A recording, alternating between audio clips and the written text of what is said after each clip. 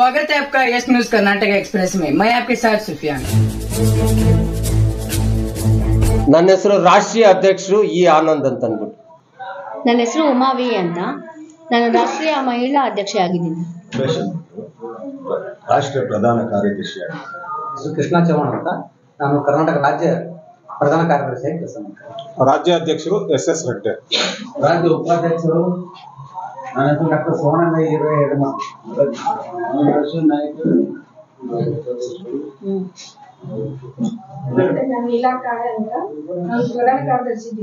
Political Congress ಪಕ್ಷದ ಬಿಜಾಪುರ ಜಿಲ್ಲೆಯ ಪದಾಧಿಕಾರಿಗಳ ನೇಮಕಾತಿ ಜವಾಬ್ದಾರಿಗಳನ್ನು ನೀಡುವ ಸಲುವಾಗಿ ನಾವಿವತ್ತು ಪ್ರಥಮ ಬಾರಿಗೆ ಈ ಬಿಜಾಪುರ ಜಿಲ್ಲೆಗೆ ನಮ್ಮ ಪಕ್ಷದ ವತಿಯಿಂದ ನಾವು ಬಂದಿದ್ದೀವಿ. ಈ ಒಂದು ಪತ್ರಿಕಾಗೋಷ್ಠಿಗೆ ಮೊದಲನೇದಾಗಿ ಪತ್ರಕರ್ತರು ಮಾಧ್ಯಮ ಮಿತ್ರರಿಗೆ ನಾನು ಸ್ವಾಗತವನ್ನು ಬಯಸ್ಕೊತೀನಿ ಇಂಡಿಯನ್ ಪೊಲಿಟಿಕಲ್ ಪಕ್ಷದ ವತಿಯಿಂದ. ನಮ್ಮ ಇಂಡಿಯನ್ ಪೊಲಿಟಿಕಲ್ ಕಾಂಗ್ರೆಸ್ ಪಕ್ಷ ಈಗ ನಮ್ಮ ಕರ್ನಾಟಕ ರಾಜ್ಯದಲ್ಲ ಹೊರತುಪಡಿಸಿ ಆಂಧ್ರ ಪ್ರದೇಶದಲ್ಲೂ ನಾವು ರಾಜ್ಯಾಧ್ಯಕ್ಷನ ನೇಮಕ ಮಾಡಿದ್ದೀವಿ. ತಮಿಳುನಾಡಿನಲ್ಲಿ ಕೂಡ ನಾವು ರಾಜ್ಯಾಧ್ಯಕ್ಷನ ನೇಮಕ ಮಾಡಿದ್ದೀವಿ. ಕೇರಳದಲ್ಲಿ ಬರೋ ತಿಂಗಳಲ್ಲಿ ನಾವು ನೇಮಕ ಮಾಡ್ತಾ ಇದ್ದೀವಿ. ಅದರಲ್ಲೂ ನಮ್ಮ ಇಂಡಿಯನ್ ಪೊಲಿಟಿಕಲ್ ಕಾಂಗ್ರೆಸ್ ಪಕ್ಷ ಕರ್ನಾಟಕದಿಂದ ಉದ್ಭವ ಆಗಿರುವಂಥ ಪಕ್ಷವಾಗಿರೋದ್ರಿಂದ ಮೊದಲನೇದಾಗಿ ನಮ್ಮ ರಾಜ್ಯಾಧ್ಯಕ್ಷರು ರೆಡಾರ್ ಅವರು ಗದಗ ಜಿಲ್ಲೆನವರು, ಅವ್ರನ್ನ ನಾವು ರಾಜ್ಯಾಧ್ಯಕ್ಷರಾಗಿ ಮಾಡಿದ್ವಿ. ಇದೇ ಜಿಲ್ಲೆಯ ಕೃಷ್ಣ ಚೌಹಾಣ್ ಅವ್ರನ್ನ ರಾಜ್ಯ ಕಾರ್ಯಾಧ್ಯಕ್ಷರಾಗಿ ನೇಮಕ ಮಾಡಿದ್ದೀವಿ. ಮತ್ತೆ ಇವತ್ತು ಅವರ ಒಂದು ಆದೇಶದಂತೆ ಇಲ್ಲಿ ಜವಾಬ್ದಾರಿಗಳನ್ನು ನೀಡಿ ಪಕ್ಷವನ್ನು ಬಲಿಷ್ಠವಾಗಿ ಕಟ್ಟುವ ಸಲುವಾಗಿ ನಾವು ಇವತ್ತು ಒಂದು ಪತ್ರಿಕಾಗೋಷ್ಠಿ, ಪತ್ರಿಕಾ ಮುಖಾಂತರ ಎಲ್ಲ ಜನಕ್ಕೆ, ಸಾರ್ವಜನಿಕರಿಗೆ ಇಂಥ ಪಕ್ಷ ಒಂದು ಉದಯ ಆಗಿದೆ ಅನ್ನೋದು ನಿಮ್ಮ ಆಶೀರ್ವಾದದಿಂದ ಅದನ್ನ ಬೆಳಕಿಗೆ ತರಬೇಕು ಅನ್ನೋ ಒಂದು ವಿಚಾರದಿಂದ ನಾವು ಇವತ್ತು ಈ ಪತ್ರಿಕಾಗೋಷ್ಠಿಯನ್ನ ಕರೆದಿದ್ದೇವೆ. ನಾನಂತೂ ಹೇಳ್ಬೇಕಾದ್ರೆ ನನ್ನ ಒಂದು ಕಿರು ಪರಿಚಯನ ನಾನು ತಮ್ಮ ಮುಂದೆ ನಾನು ಹೇಳಕ್ಕೆ ಇಷ್ಟಪಡ್ತೀನಿ. ಇಂಡಿಯನ್ ಪೊಲಿಟಿಕಲ್ ಕಾಂಗ್ರೆಸ್ ಪಕ್ಷಕ್ಕೆ ಬರೋದಕ್ಕೆ ಮುನ್ನ ನಾನು 1983ರಿಂದ ನಾನು ವಿದ್ಯಾರ್ಥಿ ಮುಖಂಡನಾಗಿ ನಾನು ಕೆಲಸ ಮಾಡಿರೋಂಥ ಅನುಭವ. NSAನಲ್ಲಿ ವರ್ಕ್ ಮಾಡಿದ್ದೆ. ನಂತರ ಜನತಾದಳದಲ್ಲಿದ್ದೆ. ಜನತಾದಳದಲ್ಲಿ ಯುವ ಘಟಕದಲ್ಲಿ ಬಹಳ ವರ್ಷಗಳು 30 ವರ್ಷಗಳು ನಾನು ಸೇವೆ ಸಲ್ಲಿಸಿದ್ದೀನಿ ರಾಜಕೀಯ ಪಕ್ಷಗಳಲ್ಲಿ. ಜನತಾದಳ ವಿಭಾಗ ಆದಾಗ ರಾಮಕೃಷ್ಣ ಹೆಗಡೆ ಅವ್ರದ್ದೊಂದು, ದೇವೇಗೌಡರು, ಈ ಎರಡು ನಾಯಕರ ಒಂದು ಅವಾಗವಾಗ ಪಕ್ಷ ವಿಭಜನೆಯಿಂದ ನಾವು ಕೆಲವರು ಕಾರ್ಯಕರ್ತರು ಒಂದು ಉನ್ನತ ಮಟ್ಟಕ್ಕೆ ತಲುಪಲು ಸಾಧ್ಯ ಆಗಲಿಲ್ಲ. ಆದರೆ ನಾವು ಅಂತ ಲೀಡರ್ಗಳ ಜೊತೆಗೆ ನಾವು ಕೆಲಸ ಮಾಡಿರೋದ್ರಿಂದ, ಯಾರು ಮಿರಾಜುದ್ದೀನ್ ಪಟೇಲ್ ರಾಜ್ಯಾಧ್ಯಕ್ಷರು, BL ಶಂಕರ್ ರಾಜ್ಯಾಧ್ಯಕ್ಷರು, CM ಇಬ್ರಾಹಿಂ ರಾಜ್ಯಾಧ್ಯಕ್ಷರು, ಇವರೆಲ್ಲರ ಜೊತೆಗೆ ನಾವು ಕೆಲಸ ಮಾಡಿರೋ ಅನುಭವ, ನಾವು ಒಂದು ಪಕ್ಷವನ್ನ ಬಲಿಷ್ಠವಾಗಿ ಕಟ್ಟುವಂತ ಶಕ್ತಿಯನ್ನ ನಾವು ಪಡೆದಿದ್ದೀವಿ ಅನ್ನೋದು ಒಂದು ನಮ್ಗೆ ಸಂತೋಷ ತರುವಂತ ವಿಚಾರ. ನಮ್ಗೆ ರಾಜಕೀಯವಾಗಿ ಜನ ಸೇವೆ ಮಾಡಬೇಕು ಅಂತಂದ್ರೆ ಕೆಲವರು ರಾಜಕೀಯ ಇದ್ರೇನೆ ಮಾಡ್ಬೇಕು ಅನ್ನೋ ಒಂದು ಪ್ರಶ್ನೆನೂ ಕೂಡ ಬರುತ್ತೆ. ಆದ್ರೆ ಒಂದು ಅಧಿಕಾರಿಗಳ ಹತ್ರ ಸಾರ್ವಜನಿಕರಲ್ಲಿ ಕೆಲಸ ಮಾಡಬೇಕಾದ್ರೆ ಒಂದು ಜವಾಬ್ದಾರಿ ಸ್ಥಾನಗಳನ್ನ ಇದ್ದಾಗ ನಾವು ಸಾರ್ವಜನಿಕರಿಗೆ ಕೆಲಸ ಮಾಡಿಕೊಡೋಂತ ಶಕ್ತಿ ನಮ್ಮಲ್ಲಿ ಇರತ್ತೆ ಅಂತ, ಆ ಶಕ್ತಿಯನ್ನ ನಮ್ಮ ಜೊತೆಗಿರ್ತಕ್ಕಂಥ ಜನ ಸೇವೆ ಮಾಡೋ ಅಂತ ಅವ್ರನ್ನ ಗುರುತಿಸಿ ಅವ್ರಿಗೆ ಜವಾಬ್ದಾರಿಗಳನ್ನ ನೀಡಬೇಕು ಅಂತ ಸಲುವಾಗಿ ನಾವು ಈ ಒಂದು ಬಿಜಾಪುರ ಜಿಲ್ಲೆಗೆ ನಾವು ಬಂದಿದ್ದೀವಿ. ಸ್ನೇಹಿತರೆ, ನಮ್ಮ ಪಕ್ಷ ತತ್ವ ಸಿದ್ಧಾಂತಗಳು ಅಂತಂದ್ರೆ ನಮ್ಮ ಪಕ್ಷದ ವತಿಯಿಂದ ಕೆಲವರು ಕಾರಣಗಳಿಂದ ಮಾತ್ರ ಕೆಲವು ಒಂದು ಘೋಷಣೆ ಮಾತ್ರ ಇದೆ. ಜೈ ಜವಾನ್ ಜೈ ಕಿಸಾನ್ ಅಂತ ಅಂದ್ಬಿಟ್ಟು ನಾವು ನೇಗಿಲ ಹೊತ್ತ ರೈತನ ಚಿಹ್ನೆಯಲ್ಲೂ ಕೂಡ ನಾವು ಕೆಲಸ ಮಾಡಿದ್ದೀವಿ. ಹಿಂದೆ ನಾನು ರಾಜ್ಯ ಅಧ್ಯಕ್ಷನಾಗಿದ್ದೆ, ಜನತಾ ಪಾರ್ಟಿಯ ರಾಜ್ಯ ಅಧ್ಯಕ್ಷನಾಗಿದ್ದೆ ನಾನು. ನಂತರ ನನಗೆ ರಾಷ್ಟ್ರೀಯ ಪ್ರಧಾನ ಕಾರ್ಯದರ್ಶಿ ಮಾಡಿ ರಾಜ್ಯ ಅಧ್ಯಕ್ಷರನ್ನ ಬೇರೆಯವ್ರನ್ನ ಮಾಡಿದಾಗ ನಾವು ಪ್ರತಿ ಸಾರಿನೂ ವಂಚಿತರಿಗೆ, ಕೆಲಸ ಮಾಡೋ ಅಂತವ್ರಿಗೆ ಜವಾಬ್ದಾರಿ ಕೊಡೋಕ್ಕಾಗ್ತಾ ಇಲ್ಲ. ಒಂದು ಚುನಾವಣೆಗೆ ಸ್ಪರ್ಧಿಸ್ಬೇಕು ಅಂತಂದಾಗ ನೀವು ಇವತ್ತು ಬಲಿಷ್ಠವಾದಂಥ ಪಕ್ಷಗಳಿಗೆ ನೀವು ಯಾವುದೇ ನೋಡಿ ಅಲ್ಲಿ ಕೆಲಸವನ್ನ ನೋಡಿ, ಅವ್ರ ಹೋರಾಟವನ್ನ ನೋಡಿ ಯಾರು ಇವತ್ತು B.Pharm ಕೊಡುವಂತ ಪರಿಸ್ಥಿತಿನಲ್ಲಿ ಇವತ್ತು ಯಾವುದೇ ರಾಜಕೀಯ ಪಕ್ಷಗಳು ಇಲ್ಲ. ಅವ್ರು ಯಾವುದೇ ರೀತಿಯಲ್ಲಿ ಒಂದು ಕೋಮಿನ ಜನಾಂಗದ ಒಂದು ಗುರುತಿಸ್ತಾರೆ. ಎರಡನೇದಾಗಿ ಅವ್ರ ಹತ್ರ ಯಾವ ರೀತಿ ಹಣ ಇದೆ ಅಂತ ಅನ್ಬಿಟ್ಟು ನೋಡ್ತಾರೆ, ಅಂತವ್ರನ್ನೇ ಗುರುತಿಸ್ತಾ ಇರ್ತಾರೆ. ಸಾಮಾಜಿಕವಾಗಿ ಕಳಕಳೆ ಇರ್ತಕ್ಕಂಥ ಹೋರಾಟ ಮಾಡೋಂಥ ಮನೋಭಾವ ಇರ್ತಕ್ಕಂಥ ಹೋರಾಟದಿಂದನೇ ಬಂದಿರ್ತಕ್ಕಂಥ ಕಾರ್ಯಕರ್ತರಿಗೆ ಗುರುತಿಸೋದು ಕಡಿಮೆ ಆಗಿದೆ. ಹಾಗಾಗಿ ನಮ್ಮ ಇಂಡಿಯನ್ ಪೊಲಿಟಿಕಲ್ ಕಾಂಗ್ರೆಸ್ ಪಾರ್ಟಿಯಿಂದ ನಾವು ಪ್ರತಿಯೊಬ್ಬರು ಯಾರು ಕೆಲಸ ಮಾಡ್ತಾ ಇದ್ದಾರೆ ಅವ್ರಿಗೆ ಅವಕಾಶ ಮಾಡಿಕೊಡೋಣ. ಅವ್ರ ಜನಪ್ರತಿನಿಧಿಗಳಾಗಿ CMC ಇಂದ ದೆಹಲಿ ಮಟ್ಟಕ್ಕೂ ಪ್ರತಿ ಚುನಾವಣೆಗಳಿಗೂ ಕೂಡ ಅವರು ಸ್ಪರ್ಧಿಸಿ ಅವರು ಒಂದು ನಾಯಕತ್ವ ಬೆಳೆಸ್ಕೊಳ್ಳಿ ಅಂತ ಅಂದ್ಬಿಟ್ಟು ನಾವು ಈ ಪಕ್ಷವನ್ನ ಮಾಡಿದೀವಿ. ನಮ್ಮ ಪಕ್ಷದಲ್ಲಂತೂ ನಾವು ಮೊದಲನೇದಾಗಿ ಆದ್ಯತೆ ಕೊಡೋದು ಎಜುಕೇಶನ್ ನೋಡಿ. Right to in education act ಅಂತಾನು ತಂದ್ರೂ ಕೂಡ ಅದರಲ್ಲೂ ಕೂಡ ಸಾಕಷ್ಟು ಅವ್ಯವಹಾರಗಳನ್ನ ಮಾಡಿನೇ ಕೆಲವ್ರಿಗೆ ಸೀಟ್ಗಳನ್ನ ಕೊಡ್ತಾ ಇದ್ದಾರೆ. ಮೂಲತಃ ಕಡು ಬಡವರಿಗೆ ಯಾವುದೇ ಒಂದು ಸೌಲಭ್ಯ, ಎಜುಕೇಶನ್ ಸೌಲಭ್ಯ ಸಿಗ್ತಾ ಇಲ್ಲ. ಈಗ ಎಜುಕೇಶನ್ ಇದನ್ನ ನಾವು ಹೋರಾಟ ಮಾಡ್ತೀವಿ ಮುಂದಿನ ದಿನಗಳಲ್ಲಿ.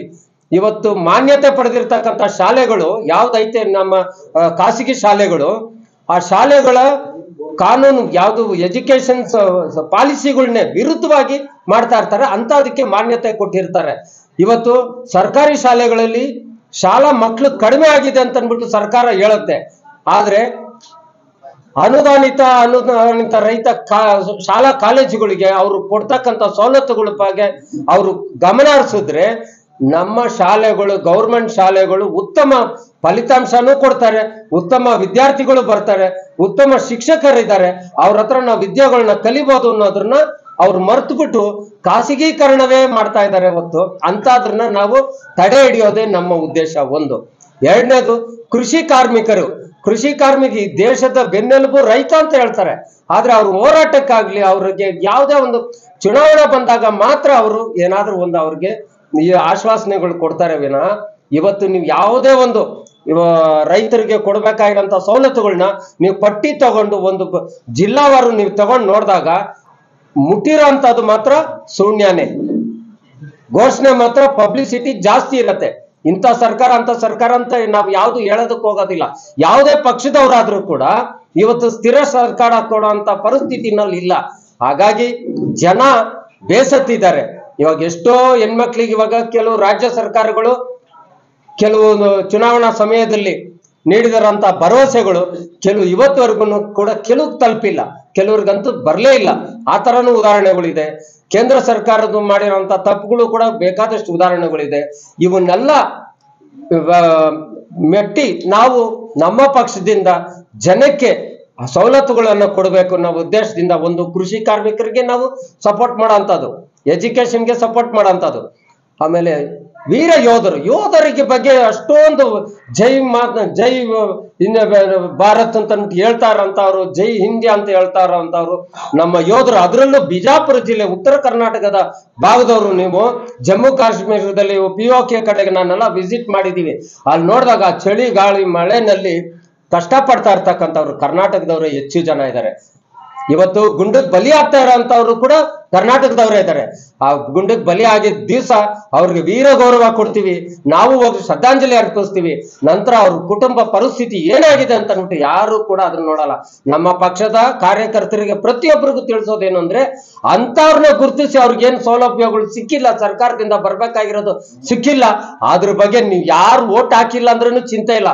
ಅಂತವ್ರಿಗೆ ನೀವು ಕೊಡ್ಸೋದಿಕ್ಕೆ, ಸರ್ಕಾರದ ಸವಲತ್ತುಗಳನ್ನ ಕೊಡ್ಸೋದಿಕ್ಕೆ ಹೋರಾಟ ಮಾಡಿ ಜನ ಗುರುತಿಸ್ತಾರೆ. ಆಶೀರ್ವಾದ, ದೇವರ ಆಶೀರ್ವಾದ ಸಿಗತ್ತೆ.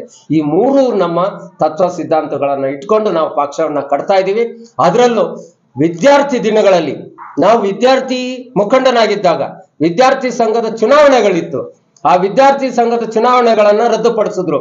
ಅವತ್ತಿನ ಮುಖ್ಯಮಂತ್ರಿಗಳಾಗಿದ್ದಂತ ವೀರಪ್ಪ ಮೊಯ್ಲಿ ಅವರು, ಎಜುಕೇಶನ್ ಮಿನಿಸ್ಟರ್ ಆಗಿದ್ದಂತ KH ರಂಗನಾಥ್ ಅವರು ವಿದ್ಯಾರ್ಥಿ ಮುಖಂಡರ ವಿದ್ಯಾರ್ಥಿ ಚುನಾವಣೆಯನ್ನ ರದ್ದುಪಡಿಸಿದ್ರು. ಕಾರಣ ಆದ್ರೆ ಎಲ್ಲರೂ ನಗೆ ಅಂತ ಪರಿಸ್ಥಿತಿ. ಏನು, ಕಾಲೇಜುಗಳಲ್ಲಿ ರೌಡಿಸಂ ಶುರು ಆಗತ್ತೆ, ಹಾಗಾಗಿ ವಿದ್ಯಾರ್ಥಿ ಚುನಾವಣೆಯನ್ನ ರದ್ದುಪಡಿಸಿದೀವಿ ಅಂತ ಅನ್ಬಿಟ್ಟಂದ್ರು. ಯಾಕೆ MLA ಚುನಾವಣೆಗಳಿಗೆ ಏನ್ ಗಲಾಟೆನೆ ನಡೆಯಲ್ವಾ? MP ಎಲೆಕ್ಷನ್ಗಳಿಗೆ ನಡೆಯೋದೇ ಇಲ್ವಾ? MLC ಎಲೆಕ್ಷನ್ MLA ಗಳು ಮತ ಮಾಡೋ ಅಂತ ಎಲೆಕ್ಷನ್ ಇದೆಯಲ್ಲ, MLC ಎಲೆಕ್ಷನ್, ಅದ್ರನ್ನೇ ಇವರು ರೆಸಾರ್ಟ್ಸ್ಗಳಲ್ಲಿ ರಾಜಕೀಯ ಮಾಡ್ತಾರೆ. ಅದು ಇದು ಸರಿ ಇದೆಯಾ ಸಂವಿಧಾನದಲ್ಲಿ? ಅದು ಮಾಡ್ಬೋದಾ? ಅದ್ರಲ್ಲಿ ಹೊಡೆದಾಟಗಳು ನಡೆದಿಲ್ವಾ? ಆಗ ಮಾತ್ರ ಇವ್ರಿಗೆ ಚುನಾವಣೆ ಬೇಕು. ವಿದ್ಯಾರ್ಥಿ ಮುಖಂಡರಿಂದ ಬಂದಾಗ ನಮ್ಮ ದೇಶದ ಪರಿಸ್ಥಿತಿ, ವಿದ್ಯಾರ್ಥಿ ಮುಖಂಡನಾಗಿ ಅವನ ಕೆಲಸ ವಹಿಸ್ಕೊಂಡಾಗ ಮುಂದಿನ ನಾಯಕತ್ವ ಬೆಳೆಸ್ಕೊಳ್ಳೋದಕ್ಕೆ ಒಂದು ಅವಕಾಶ ಇರುತ್ತೆ. ಯಾವುದು ತಪ್ಪು ದಾರಿನಲ್ಲಿ ಹೋಗ್ತಾ ಇದೆ, ಯಾವುದು ಸರಿ ದಾರಿನಲ್ಲಿ ಹೋಗ್ತಾ ಇದೆ ಅಂತ ವಿದ್ಯಾರ್ಥಿಗಳಿಗೆ ಗೊತ್ತಿರತ್ತೆ. ಅಂತ ಒಂದು ವಿದ್ಯಾರ್ಥಿ ಮುಖಂಡರನ್ನ ತಯಾರು ಮಾಡೋ ಅಂತ ಕಾಲೇಜುಗಳಲ್ಲಿ ವಿದ್ಯಾರ್ಥಿ ಚುನಾವಣೆಯನ್ನು ರದ್ದುಪಡಿಸಿದ್ದಾರೆ. ಇದ್ರ ಬಗ್ಗೆ ಕೂಡ ನಾವು ಮುಂದಿನ ದಿನಗಳಲ್ಲಿ ಹೋರಾಟ ಮಾಡ್ತೀವಿ. ನಮ್ಮ ಪಕ್ಷದ 2ನೇ ಒಂದು ಪತ್ರಿಕಾಗೋಷ್ಠಿ ಗದಗಲ್ಲಾಯ್ತು, ಇದು ಬಿಜಾಪುರ ಆಗಿದೆ. ಮುಂದಿನ ದಿನಗಳಲ್ಲಿ ಮಡಿಕೇರಿನಲ್ಲಿ ಇವಾಗ ಮಳೆ ಜಾಸ್ತಿ ಇರೋದ್ರಿಂದ ಅಲ್ಲಿ ಸ್ವಲ್ಪ 1 ತಿಂಗಳ ನಂತರ ಮಾಡ್ತಾ ಇದ್ವಿ. ಎಲ್ಲ ಜಿಲ್ಲೆಗಳಿಂದನೂ ನಮ್ಮನ್ನ ಕಾಂಟ್ಯಾಕ್ಟ್ ಮಾಡ್ತಾ ಇದ್ದಾರೆ. ನಾವು ಆದಷ್ಟು ಬೇಗ ಈ ಜಿಲ್ಲಾ ಪಂಚಾಯತ್, ತಾಲೂಕ್ ಪಂಚಾಯತಿ ಚುನಾವಣೆಗಳ ಜೊತೆಗೆ ಈ ಬರ್ತಕ್ಕಂಥ ಉಪಚುನಾವಣೆಗಳಿಗೂ ಕೂಡ ನಾವು ಪಕ್ಷದ ಅಭ್ಯರ್ಥಿಯನ್ನ ನಾವು ಪಕ್ಷದಿಂದ ಸ್ಪರ್ಧೆ ಮಾಡಿಸ್ತಾ ಇದ್ದೀವಿ.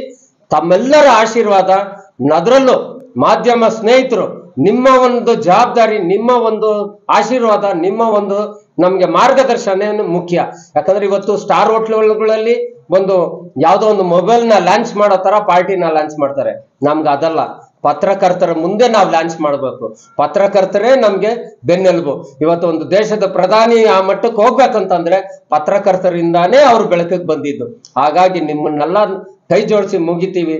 ನೀವು ದಯಮಾಡಿ ನಮ್ಮ ಪಕ್ಷವನ್ನ ಬೆಳೆಸಿ ಸಾರ್ವಜನಿಕರಿಗೆ, ನಾವು ಮಹಿಳೆಯರಿಗೆ, ಯುವಕರಿಗೆ, ವಿದ್ಯಾರ್ಥಿಗಳಿಗೆ ನಾವು ಆದಷ್ಟು ನಾವು ಅವ್ರಿಗೆ ಸಿಗ್ಬೇಕಾಗಿರ್ತಕ್ಕಂಥ ಸವಲತ್ತುಗಳನ್ನ ಕೊಡಿಸೋದು ಜೊತೆಗೆ ನಮ್ಮ ಸರ್ಕಾರ ಅಸ್ತಿತ್ವಕ್ಕೆ ಬಂದಾಗ ಕೆಲವು ಅವ್ರಿಗೆ ಯೋಜನೆಗಳನ್ನ ರೂಪಿಸಿ ನಾವು ಕೆಲಸಗಳನ್ನ ಮಾಡ್ತೀವಿ ಅಂತ ಅನ್ಬಿಟ್ಟು ಹೇಳಿ ಇವತ್ತು ಯಾವುದೇ ಹೊಸ ಸುದ್ದಿಯನ್ನ ನೋಡಲು ನಮ್ಮ ಎಸ್ ನ್ಯೂಸ್ ಕರ್ನಾಟಕ ಎಕ್ಸ್‌ಪ್ರೆಸ್ ನ ನೋಡ್ತಾ ಇರಿ.